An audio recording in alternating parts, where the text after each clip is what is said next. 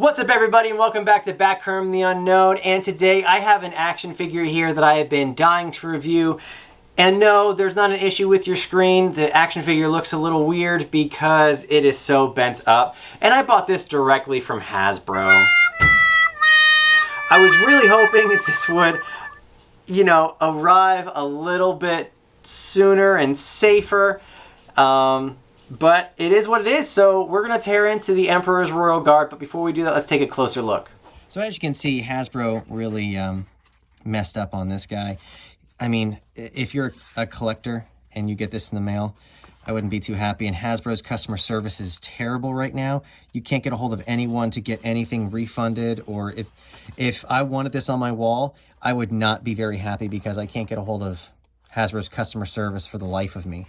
So yeah, this is very, very concerning if you're an in-box collector. Let's go ahead and tear them open.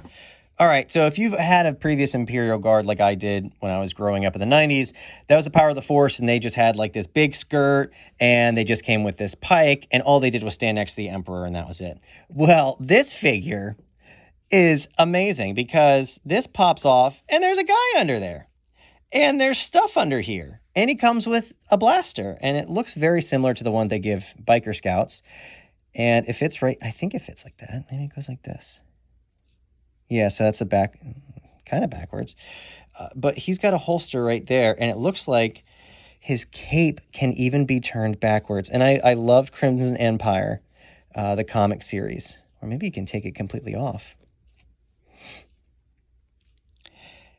And yeah, so he has the Imperial insignia right there on his shoulders. So you can take that completely off. And he has shoulder pads. And he's got, I don't remember if this is called like a vibro blade or what. But he has this really cool helmet right here that fits on. It doesn't match the rest of him very well. But well, I guess you got to put the shoulder pads on first. So you put those on. I think that's how they go, right? And then the helmet. And then he's got this other blade. That looks badass. And it's the exact same figure. So you can have two completely different looks. So that's the first look. And then if you just take the helmet off and the shoulder pads don't stay on very well. But we'll put the cape back on if I can figure out which way goes forward. It's got to be this way. It's got to be terrible to go to the bathroom and you got to take this whole cape off. So we're going to leave the blaster in his holster if he needs it, because I'm assuming that they would have that. But if you do want to have a throne room scene, you can simply have the pike in his hand, maybe like that.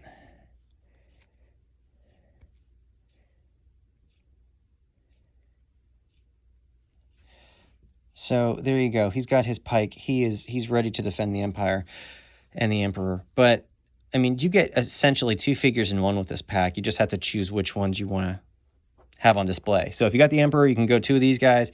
But if you only have this guy by himself, you can go with that completely other look. And that's really cool. So that's just like Crimson Empire, which it was so different, and you got to see a different side of these guys. And it's Legends now.